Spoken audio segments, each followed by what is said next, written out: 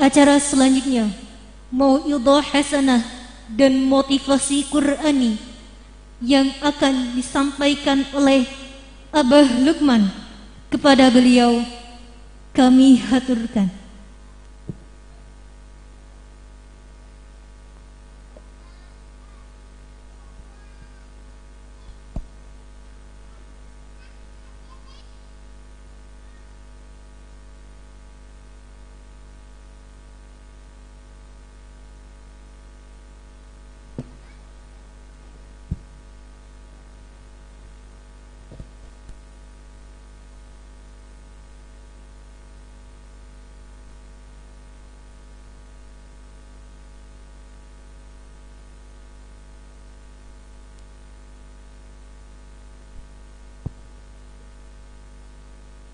Assalamualaikum warahmatullahi wabarakatuh.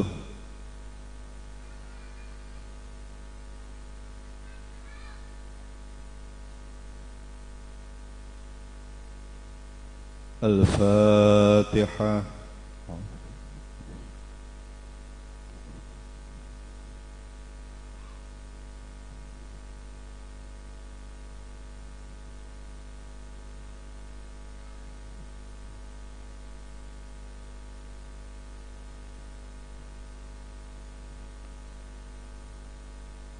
Alhamdulillahi Rabbil Alamin. Wabihi nasta'inu ala umuri dunya waddin. Wala hawla wala quwata illa billahil aliyyil azim. Asyhadu an la ilaha illallah wahdahu la syarika lah. Wa asyhadu anna Muhammadan abduhu wa rasuluh. Allahumma salli ala Sayyidina Muhammad wa ala ali Sayyidina Muhammad kama sallaita ala Sayyidina Ibrahim wa ala ali Sayyidina Ibrahim wa barik ala Sayyidina Muhammad وعلى آل سيدنا محمد كما باركت على سيدنا إبراهيم وعلى آل سيدنا إبراهيم في العالمين إنك حميد مجيد. رب اشرح لي صدري ويسر لي أمري واحلل عقدة من لساني yafqahu qawli, amma ba'd. Yang kami muliakan orang tua kami, guru kami, pembimbing kami, Al-Mukarram, Al-Fadil, Kiai Haji Maksudi Marfu' atalallahu umrahu fi sihhatin wa afiyah. Yang kami muliakan Ketua Yayasan YPIM Al-Mukarram Al-Fadil Gus Farhan atalallahu umrah fi sihhah wa afiyah Kang Firhan. Yang kami muliakan seluruh sivitas akademika di lingkungan YPIM Dukuh Indramayu yang kami muliakan, Pak Dandim atau yang mewakili, Pak Kapolres atau yang mewakili, para asatidzah, para dewan guru di lingkungan sivitas akademik YPIM, para wali santri, para pengurus pesantren, anak-anakku sekalian, santriwan santriwati yang saya cintai. Alhamdulillah, di siang menjelang sore ini kita oleh Allah dipertemukan dalam rangkaian yang insya Allah acara ini acara yang luar biasa, acara yang mulia. Kami merasa sangat bersyukur oleh Allah dipertemukan dengan orang-orang hebat, dengan orang-orang pilihan, dengan orang-orang istimewa. Karena barusan tadi kami menyaksikan rangkaian khatmil Quran. Rangkaian itulah yang menjadikan kegiatan ini menjadi tambah luar biasa, sekalipun kita menyelenggarakannya di acara ini dalam kondisi pandemi, semoga saja tetap menjadikan kita untuk senantiasa terus berikhtiar agar bisa menjadi yang terbaik, karena apa saja yang berkait dengan Al-Quran senantiasa nanti akan diantarkan menjadi yang terbaik. Dan dalam kesempatan ini juga semoga pertemuan ini menjadi wasilah agar kita senantiasa oleh Allah dianugerahi kesehatan, dianugerahi keberkahan, dianugerahi rezeki yang berlimpah, dianugerahi putra-putri yang soleh dan solihah, dan senantiasa terus kita bermunajat kepada Allah agar dianugerahi husnul khatimah. Saya terus terang tadi terpukau Kiai penampilan muhadharahnya dua ananda tadi. Dari cara menyampaikannya cukup percaya diri, kata-katanya tersusun secara baik. Dan satu hal lagi yang menjadikan kami begitu luar biasa, yaitu mengupas tentang jujur. Jujur itu simple, tetapi menurut Profesor Dr. Thomas J. Stanley itu ternyata adalah faktor pertama. Kalau orang pengen sukses, mutlak harus ada yang namanya jujur. Kalau kita ngerasa punya IQ cerdas, itu ternyata di urutan 21. Kalau kita merasa bangga karena sekolahnya di sekolah favorit, itu ternyata faktor kesuksesannya berada di urutan ke-23. Kalau kita ternyata mendapatkan ranking 1, nilainya terbaik, rapotnya terbaik, atau nilai cum laude, itu ternyata urutannya yang menjadikan seseorang itu sukses di urutan 30. Tetapi pertanyaannya, urutan pertama yang menjadikan karakter orang itu sukses itu apa? Ternyata tadi, tema tadi, namanya jujur. Tidak pernah ada orang akan sukses kalau tidak memiliki yang namanya jujur. Pengen jadi pengusaha sukses, mutlak jujur. Pengen jadi pekerja sukses, mutlak jujur. Pengen menjadi petani sukses, mutlak jujur. Pertanyaannya, gimana sih agar kita senantiasa bisa menumbuhkan jujur? Al-Quran itu kalau kita mulai mencoba mengamati, mencermati, ada hal yang luar biasa yang menanamkan kejujuran. Saya minta, nggak ada para gurunya ya, ada nggak? Oke, saya minta ada adik laki-laki, coba bacakan surat Al-Fatihah. Ya, surat Al-Fatihah pada hitungan ketiga nanti silakan bareng-bareng ya. 1, 2, 3.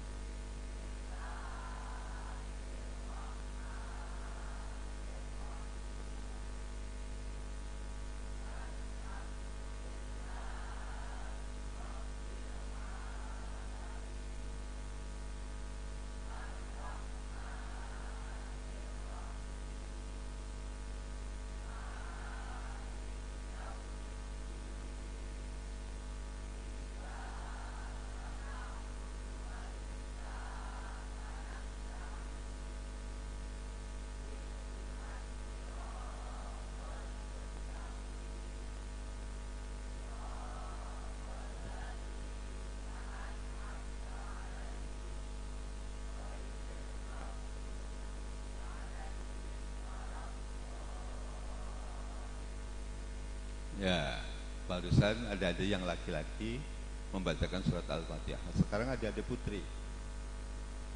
Ya, ada putri. Saya minta bacakan surat Al-Fatihah. Saya pengen tahu apakah surat Al-Fatihahnya ada putri dengan ada putra itu sama atau berbeda. Ya. Pada hitungan ketiga sama, silakan mulai bareng-bareng baca surat Al-Fatihah. Pada hitungan ketiga mulai. 1, 2, 3.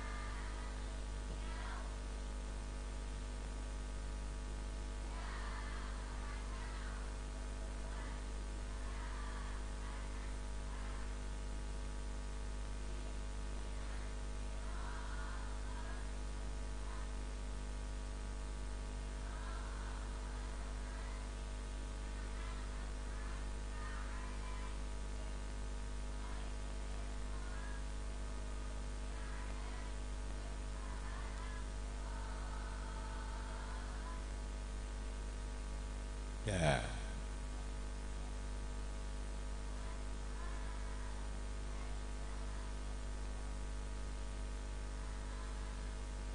Ya, terima kasih. Saya ingin 2 contoh bacaan tadi yang dibaca oleh adik-adik putra dan yang dibaca oleh adik-adik putri itu ternyata ada 2 hal. Pertama, ada yang namanya kejujuran. Kejujurannya dari mana, kan?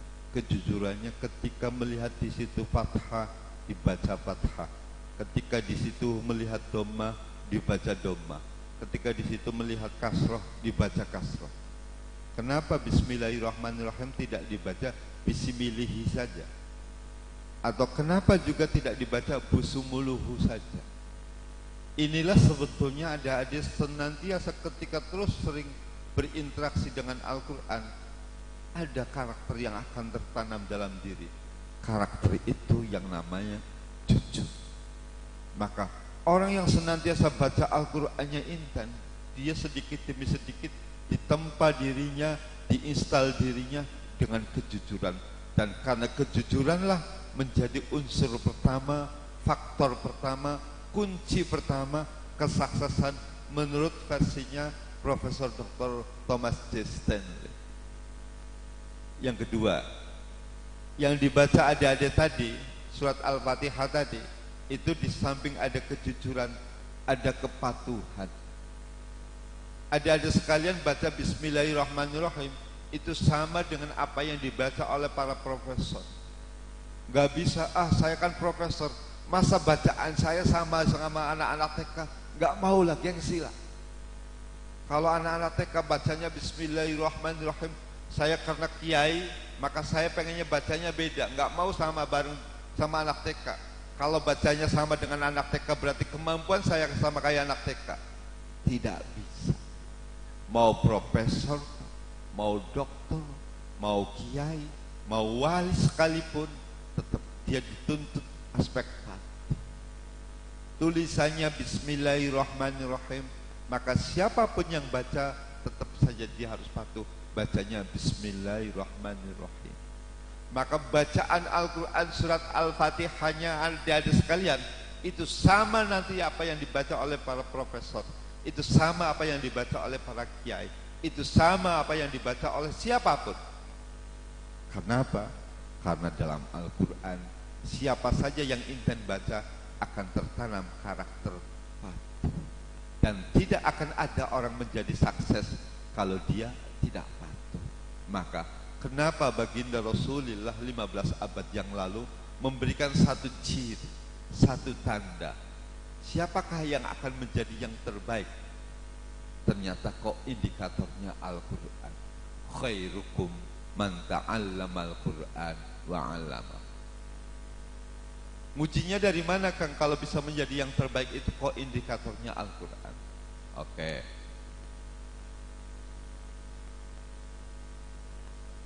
Kalau hari ini ada 2 kota di dunia yang kota itu paling ramai dikunjungi oleh penduduk bumi,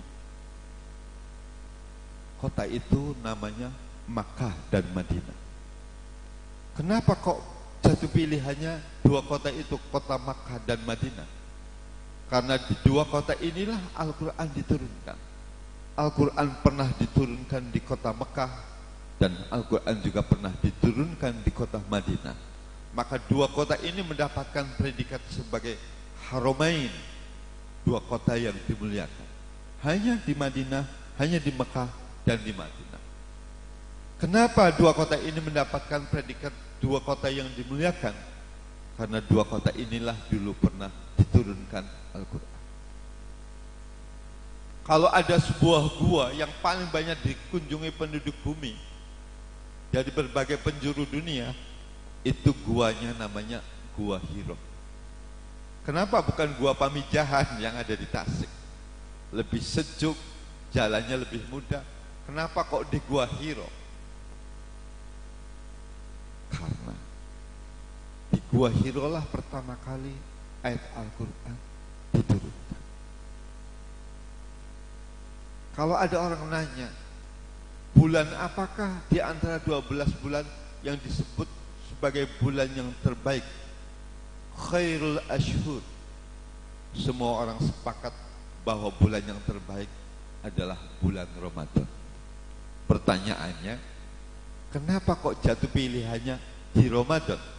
Kenapa enggak di bulan Syawal saja yang baju kita baru, sarung kita baru, pakaian kita baru karena hari raya? Kenapa kok bulan terbaiknya kok di Ramadan? Karena di Ramadanlah Al-Quran diturunkan. Syahrul Ramadan alladzi unzila fihil Quran. Ramadan adalah bulan di mana Al-Quran diturunkan. Kalau ada orang nanya lagi, di antara 365 malam, malam apakah malam yang terbaik? Orang semua sepakat bahwa malam terbaik itu adalah malam Lailatul Qadar. Kenapa kok jatuh pilihannya di malam Lailatul Qadar? Karena inna anzalnahu fi Lailatul Qadar. Karena di malam Lailatul Qadar lah Al-Quran diturunkan. Kalau dari puluhan ribu para nabi, ada satu nabi yang mendapatkan predikat sebagai khairul anbiya, sebagai nabi yang terbaik. Di antara puluhan ribu nabi itu, siapakah yang mendapatkan predikat sebagai khairul anbiya? Ternyata predikat itu disematkan kepada sosok baginda Nabi besar Muhammad sallallahu alaihi wasallam. Pertanyaannya, kenapa kok predikat khairul anbiya, nabi terbaiknya, the best prophetnya, itu disematkan kepada baginda Nabi besar Nabi Muhammad sallallahu alaihi wasallam? Karena beliaulah yang menerima risalah Al-Quran.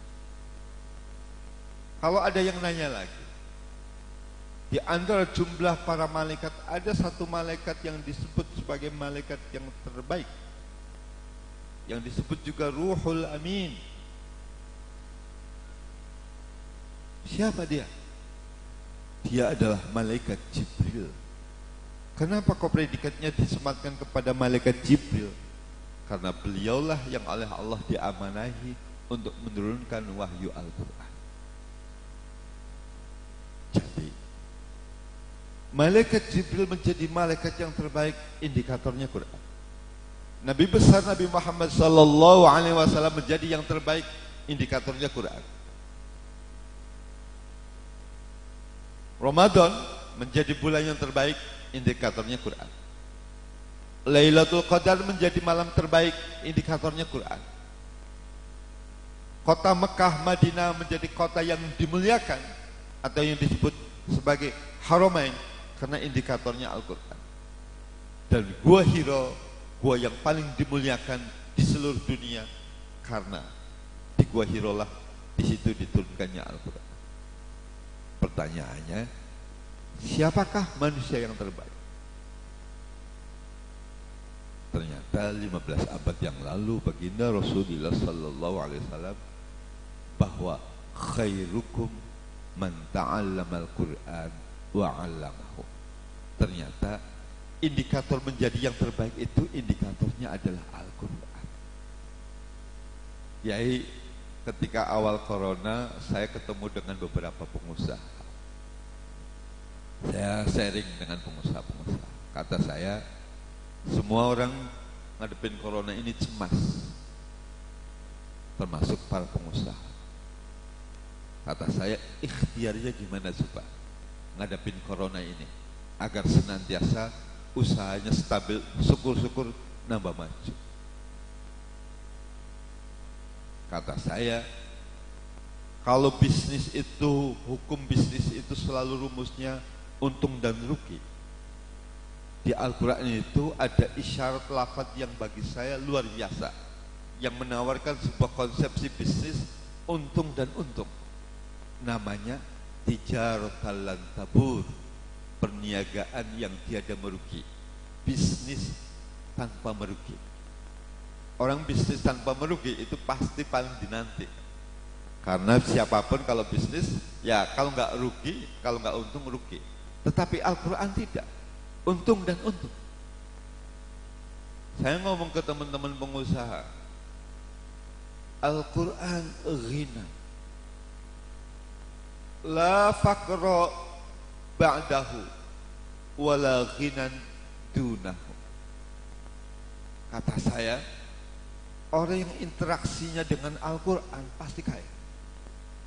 Tidak ada orang menjadi fakir ketika dia telah berinteraksi dengan Al-Quran. Tidak pernah ada.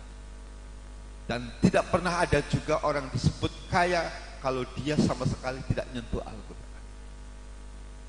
Akhirnya saya ke teman-teman pengusaha, kalau selama ini ada orang yang senantiasa ditugasin jadi sales, jadi marketing, jadi karyawan, berani nggak, kata saya, ngangkat orang-orang yang setiap hari suruh ngaji Al-Quran di perusahaan? Kata saya, gampang. Dilihat saja sebelum nanti usaha itu ngangkat karyawan yang tugasnya untuk baca Al-Quran, dengan setelah ada yang baca Al-Quran itu omsetnya naik apa enggak. Dilihat aja 2 bulan aja. Akhirnya teman-teman saya memang kasih pandangan dulu. Kenapa sih dengan Al-Quran? Kasih pandangan. Akhirnya teman-teman saya sepakat. Ada yang minta 2 orang, ada yang minta 3 orang, ada yang minta 1 orang. Saya kasih semua. Kebetulan saya diamanai sadesa, jadi saya punya jejaring para hafid-hafid. Akhirnya saya kasih. Nah, alhamdulillah signifikannya. Semua orang bisnis itu lagi, istilahnya kalau tidak dianggap merosotnya lagi stek lah, lagi mati. Ternyata tahadus binikmat. Saya dikasih laporan terakhir aja kemarin, kurang lebih setengah bulanan yang kemarin. Teman-teman pengusaha itu bilang, yang eksportir furniture, dia bilang, kan saya di tahun 2019 itu target ekspornya itu per bulan hanya 2 kontainer. Di tahun 2020 setelah ada yang ngaji, 1 tahun itu alhamdulillah bisa sampai 48 kontainer. Sekarang di tahun 2021, mulai Januari sampai Juni ini, itu sudah 55 kontainer. Teman-teman properti yang asalnya sekitar ada 60 rumah yang ready stock, yang lama nggak kebeli, itu rumah-rumah itu oleh teman-teman saya diajiin setiap hari. Perumahan yang asalnya nggak laku-laku, sekarang stoknya tinggal 7 kan, dari 60. Terus pengembang alat berat, omsetnya justru sejarahnya terbaik ya. Jadi selama memulai bisnis itu ternyata bulan ini itu omset terbaiknya. Saya punya relasi yang punya villa parfum, mungkin di Indramayu juga ada. Itu tokonya ada 168 toko seluruh Indonesia. Bulan ini itu omset terbaik selama pertama kali berdiri. Apa kiatnya? Quran saja kan. Jadi alhamdulillah hari ini Saya bisa mendorong siapapun untuk masuk ke perusahaan-perusahaan, tugasnya untuk baca Quran. Pertanyaannya, kenapa kok Quran? Ternyata untuk mewujudkan tijaratan lan tabur, itu rumusnya adalah innalladzina yatsluna kitaballah. Jadi orang-orang yang senantiasa hidupnya mau membaca Al-Quran, mau menderes Al-Quran, mau menghafal Quran, sejatinya dia tidak akan pernah menemukan kerugian baik di dunia ataupun di akhirat. Ini dimasukkan dalam dialektika yang disebut namanya tijaratan lan tabur. Maka tepat sekali kenapa Rasulullah 15 abad yang lalu merumuskan sebuah formulasi bahwa siapakah manusia yang terbaik? Ternyata indikatornya Al-Quran. Makanya kalau senantiasa ingin hidupnya berlimpah, ingin senantiasa rezekinya berlimpah, salah satu kiatnya adalah cobalah sapa Al-Quran. Kenapa? Al-Quran ghina la faqra ba'dahu wala ghinan duna. Orang yang senantiasa hidupnya berinteraksi dengan Al-Quran itu, maka dijamin akan senantiasa memiliki dimensi kekayaan.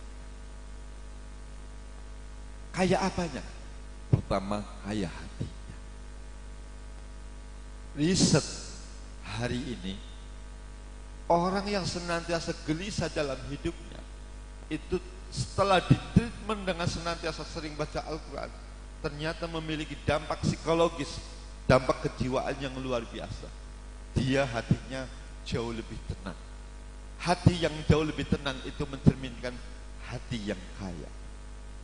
Maka sejatinya orang kalau ingin menemukan hidupnya yang berkah, maka logikanya adalah harus senantiasa dekat yang oleh Allah disematkan itu keberkahan. Saya akan contohkan. Adik-adik, kira-kira air ini apakah bagus dikonsumsi atau tidak? Kenapa?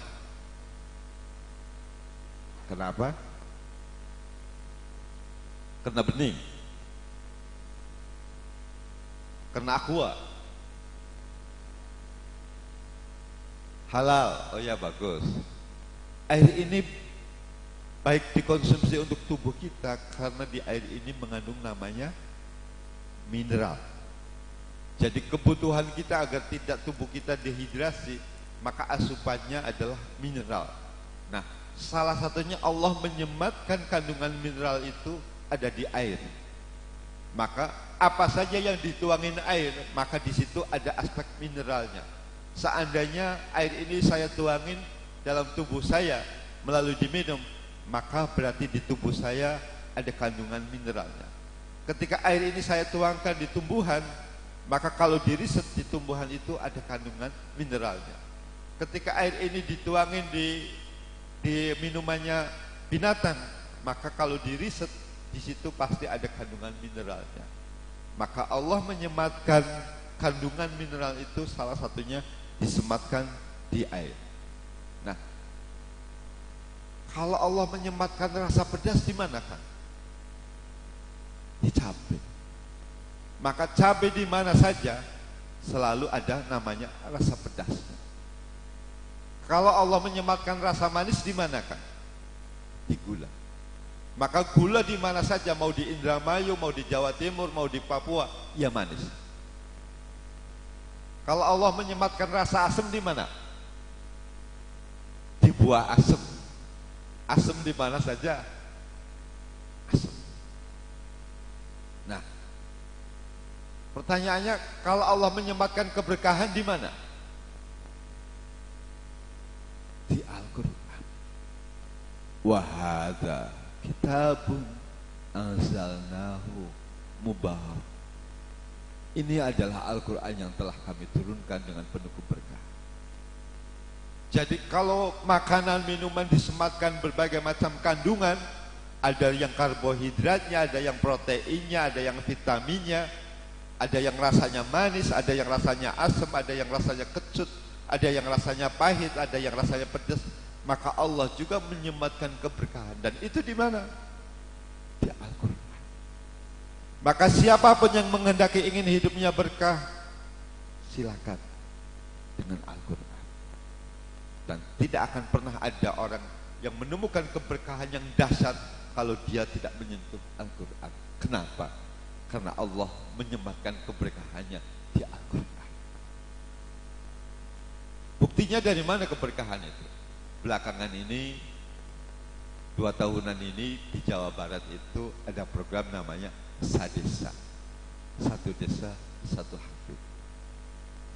Apa program itu? Yaitu pemerintah Provinsi Jawa Barat bekerja sama dengan Jamiatul Qurra wal Hufadz Nahdlatul Ulama Jawa Barat itu memberikan apresiasi terhadap orang-orang yang berkecimpung dengan Al-Quran, baik yang sudah hafal Al-Quran ataupun yang sedang berproses menghafal Quran. Kenapa kok pilihannya ke yang hafal Quran? Termasuk beasiswa kiai. Beberapa belakangan ini beberapa perguruan tinggi, bahkan sekolah-sekolah juga itu memberikan beasiswa kepada para santri atau para mahasiswa yang hafal Quran. Pertanyaannya, kenapa kok beasiswanya diberikan ke yang hafal Quran? Apa sih rahasianya? Sok datang punya hafalan 10 juz, beberapa perguruan tinggi itu memberikan beasiswa. Bahkan saya punya teman di Unpas, di Universitas Pasundan, kebetulan dia salah satu pemegang kebijakannya. Kan silakan kalau ada yang hafal Quran, silakan mau pilih S1, S2, S3, silakan beasiswa. Pertanyaannya, kenapa kok diberikannya ke yang beasiswa itu ke yang hafal Quran? Risetnya, penelitiannya ternyata orang yang hidupnya interaksi dengan Al-Quran itu ternyata tadi dimensi akademiknya jauh lebih baik dibanding yang tidak hafal Quran. Makanya kenapa kok persyaratannya cukup hafal Quran dapat beasiswa? Karena risetnya, temuannya, anak-anak yang interaksinya dengan Al-Quran itu ternyata membuktikan prestasi akademiknya jauh lebih baik. Maka wajar dulu ilmuwan-ilmuwan hebat itu rata-rata latar belakangnya hafal Quran. Termasuk penakluk kota Konstantinopel, Muhammad Al-Fatih. Muhammad Al-Fatih itu justru belajar menghafalnya diajarin oleh sosok guru spiritualnya namanya Syekh Ismail Al-Qurani.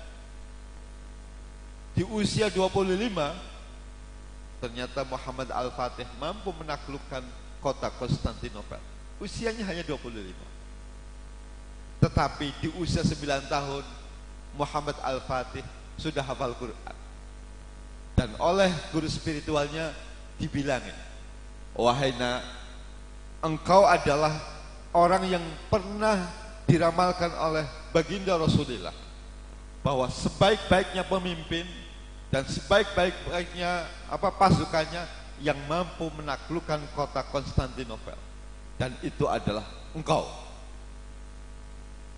Spirit itulah yang menjadikan Muhammad Al-Fatih merasa yakin bahwa tiket menjadi sebaik-baiknya pemimpin yang bisa menaklukkan kota Konstantinopel itu adalah dirinya. Maka dia buktikan di usia sangat muda, di usia 25 tahun Muhammad Al-Fatih sudah menaklukkan kota Konstantinopel. Siapakah Muhammad Al-Fatih itu? Salah satunya adalah orang yang hidupnya senantiasa terus tidak pernah lepas dengan Al-Quran. Mau contoh lagi, ada orang yang karyanya hari ini menjadi rujukan utama di bidang kedokteran di Amerika. Karyanya yang saat ini disebut namanya Al-Qanun fit Tibb, yang hari ini diterjemah dalam bahasa Latin namanya The Canon. Sebuah karya literatur tentang medis yang hari ini dijadikan rujukan utama. Buku itu dikarang oleh sosok ulama besar. Dia namanya Ibnu Sina atau yang terkenal dengan Avicenna. Siapa dia?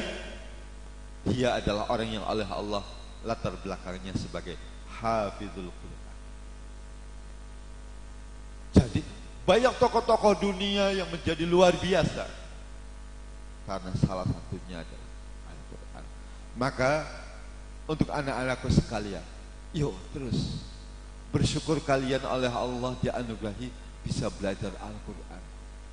Banyak sekali saudara-saudara kita yang tidak sempat untuk bisa belajar Al-Quran. Di Indonesia itu Kiai, kalau harus disensus, lebih banyakkan mana yang bisa baca Al-Quran dengan yang tidak bisa baca Al-Quran. Ternyata hasil risetnya itu lebih banyak yang tidak bisa baca Al-Quran. 65% penduduk Indonesia itu sekalipun mayoritas muslim masih berada pada level buta huruf baca tulis Al-Quran. 65%. Maka untuk anak-anakku sekalian, kalau kalian hari ini berinteraksi dengan Al-Quran, itu tandanya kalian sedang diproyeksi menjadi manusia-manusia yang terbaik, the best man, orang-orang pilihan. Maka terus interaksinya dengan Al-Quran. Kenapa? Tadi dari Al-Quran akan tertanam karakter kepatuhan, dari Al-Quran akan tertanam karakter kejujuran. Maka 15 abad yang lalu, siapakah manusia yang terbaik? Khairukum man ta'allamal Qur'an wa 'allama. Kang Farhan, di sini ada penerima program Sadesa? Tuh. Kenapa penerima program Sadesa? Ya karena indikatornya Al-Quran. Makanya, yuk kegiatan ke-Al-Quranan kita jangan tanggung. Saya belum menemukan orang yang hidupnya interaksi intent dengan Al-Quran, terus kok hidupnya sengsara, belum menemukan. Nah, mumpung ada wali santri, saya pengen nanya, Bu, ya, milih Bu, ya, milih. Anaknya apal Quran, ya. Kalau anaknya sugi, milih deh.